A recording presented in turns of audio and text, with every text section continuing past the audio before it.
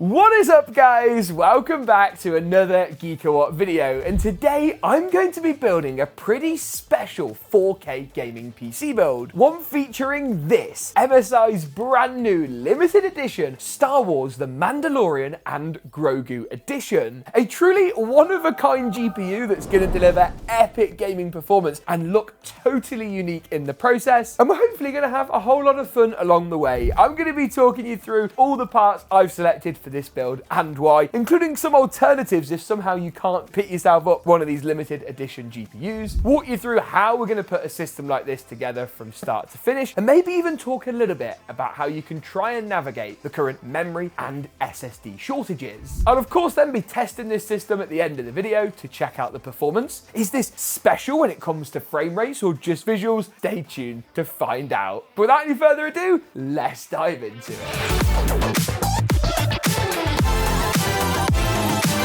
The Corsair frame configurator has landed, allowing you to make Corsair's frame 4000D case truly one of a kind. From a wide range of front panels that include clear RGB designs, tempered glass designs, and a range of wood finishes, to customizable motherboard trays for rapid route 2.0 cable support, change the PSU shroud to increase front radiator support, swap out the I/O, and even switch out the side panel to add additional fans or mount Corsair's Xeneon Edge screen on the side. Make the frame 4000D your own at the first link in the description below. What better place to start today's build than by looking at the GPU? And I want to give a big shout out to MSI for sending this out and kindly sponsoring today's video to make it possible, because it's not very often that we get to see a GPU that's like no other GPU on the market. Now, I have already had a bit of a sneak peek, I must admit, at this graphics card, and I do really like it. The box is absolutely sick, by the way. I'm so sad to be sending this back after this video. It's so cool. Inside, you get these little backplate accessories, more on that in a moment, and then of course the GPU itself. Look at that, isn't it beautiful? You've got this sort of brown and silver on the front. The back plate has this amazing etching that looks incredible, and if you see here where you'd normally have the dragon cutout, what you'll find is the included magnetic accessories clip on like that, so you can actually customize the look of the GPU to match your build. Ultimately, it's going to come down to how we can best match aesthetically this build up. This one looks nice, but the black might help to tie in with things like the case, the motherboard, the cooler, and all that kind of stuff. Ultimately, a pretty amazing card. It's on sale here in the UK on Scan Computers from the 22nd of May. So by the time you're watching this, you will pretty much either be able to buy one today or in a couple of days' time. They're super limited edition, so be quick, and I'll leave a link below.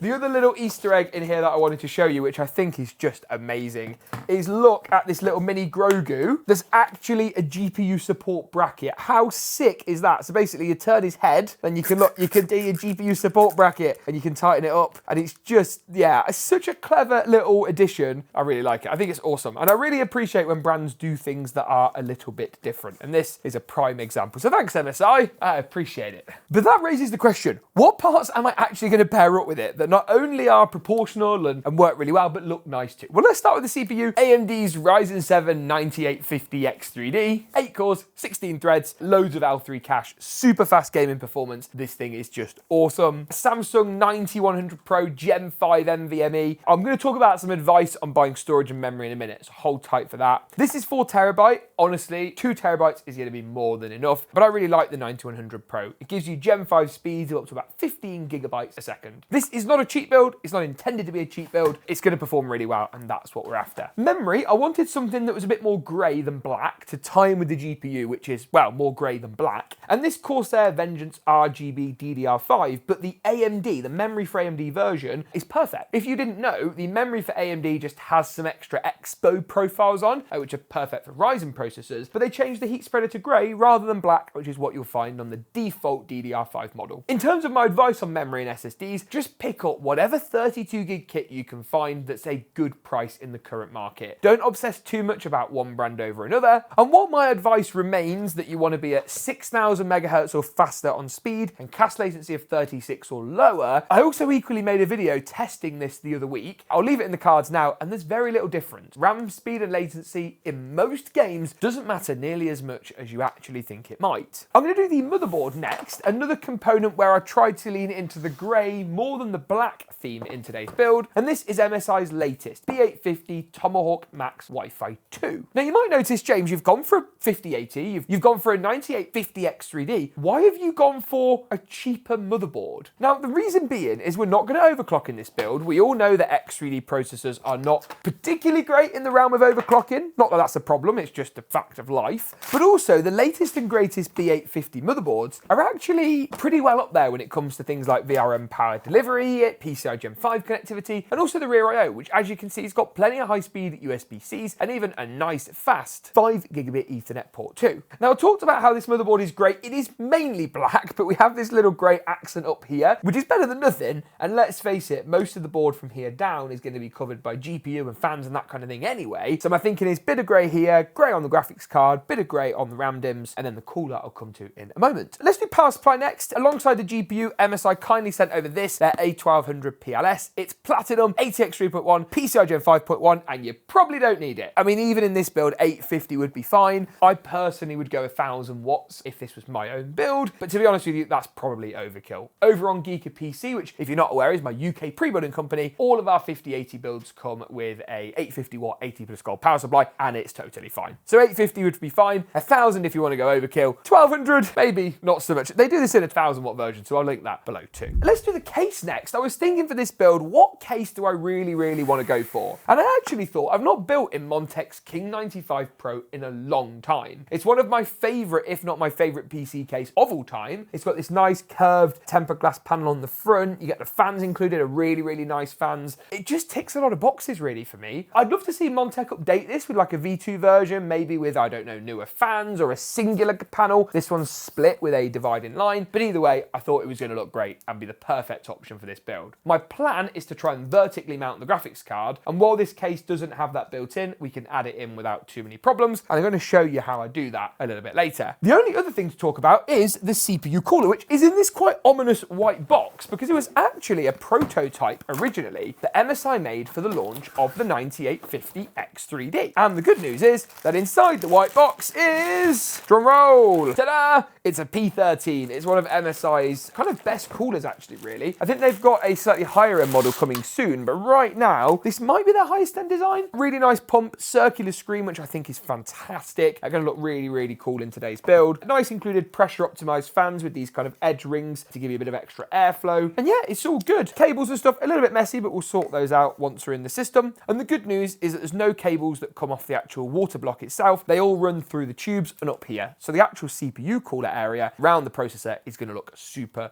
clean. So yeah, excited about this. And it even includes MSI's universal mounting hardware method, meaning it installs on AMD and Intel CPUs with the same bracket. No need to swap them out or room for any extra complication. So that's all the parts covered off, I think. Have I missed anything, Dan?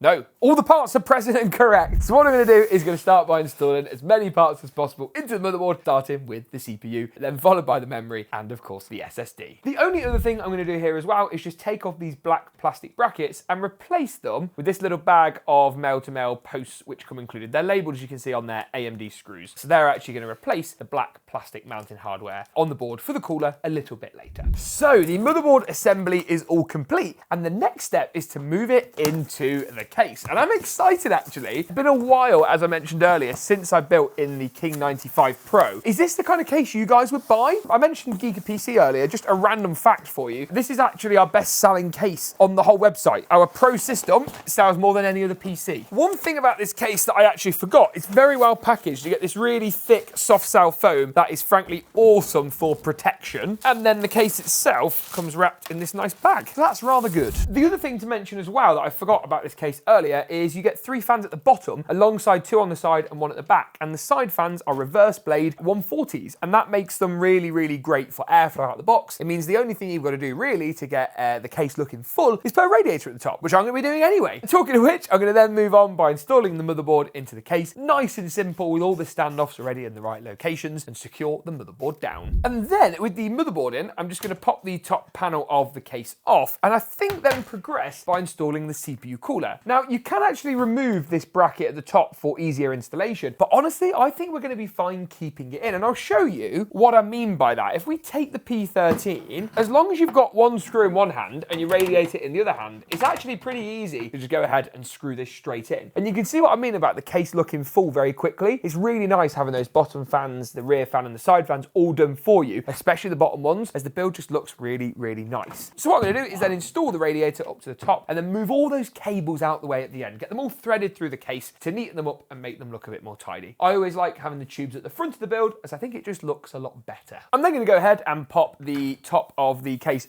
back on, nice and easily, and then it's time for the cooler. Now, if I take a look at the actual water block and I hover it over the socket, you can see that that's going to pop on really, really easily. If you're worried about how this bracket looks, don't be, because there's a cover for that later. But remember, of course, if you are installing the cooler, that you do need to remove the plastic peel that's built in, and then after that, you'll need to apply some thermal paste and then torque the cooler down. The 4 thumb screws that you need are included in the cooler box in a little accessory bag. So with that in, there's only actually 2 components left to go. And let's do the, I don't want to say less interesting, it is less interesting than the new shiny Star Wars graphics card, obviously. This is the MSI A1200 PLS that I mentioned earlier. Now, I haven't actually checked out the cables inside of this, but I'm hoping, yeah, they are indeed individually kind of sleeved, kind of braided, kind of like nylon-y sleeved, but it's like a hybrid. It's like half plastic, half kind of like the braiding you would expect on really premium, really expensive individual cables, so that's great. This is a PCI Gen 5 card, so I'm of course going to plug in all the cables required before screwing the PSU into the back. This video is not a cables and wiring guide. You can find a dedicated one up here in the cards on the channel now, which talks you through not only these power cables, but my next step too, which is all the front panel connectors for good measure. And all that leaves then is the GPU. Now, there's a couple of options here. The main option I want to go for is this, which is Haven's Universal GPU bracket. Now, this is a PCI Gen 5 bracket, so it's going to be perfect for high-end cards. But I also realized that if we put the graphics card in here, we're not going to see the top of the backplate. And as you can see, we've obviously got the cool emblems and designs that go, well, on the top of the backplate. So what I'm going to do is I am going to go for the vertical mount, but in the B-roll, I'll show you both options so you guys can decide. Now, the way that this bracket works is actually quite simple. All that we need to do is remove all of the pre-existing PCI lanes that are in the case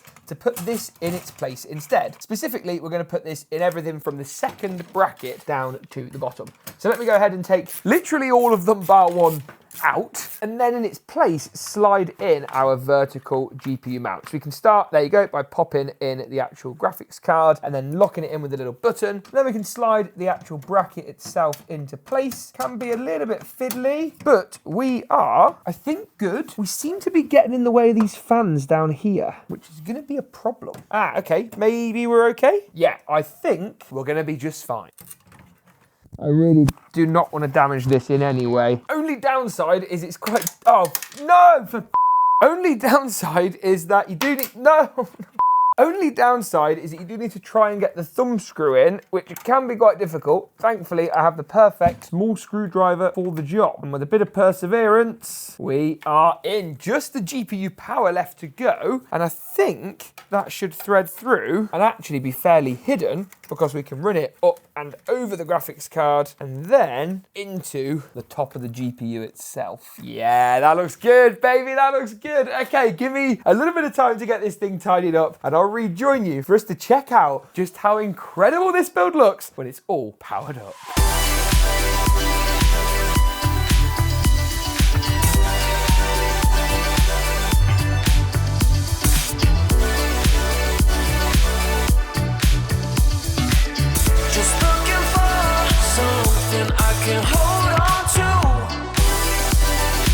Strap in.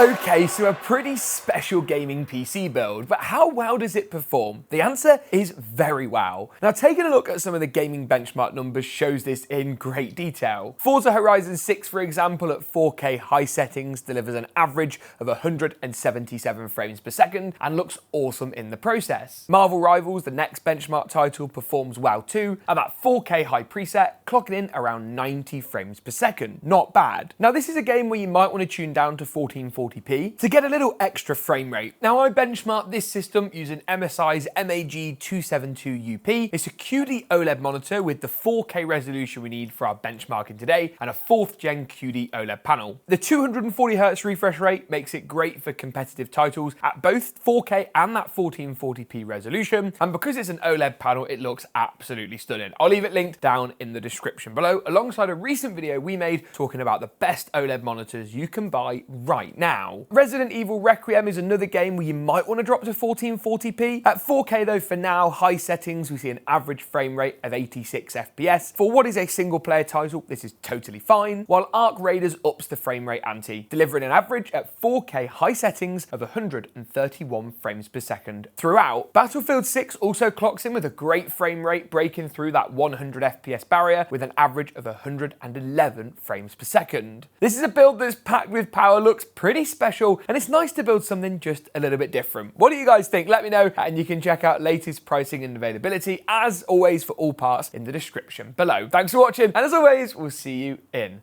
the next one.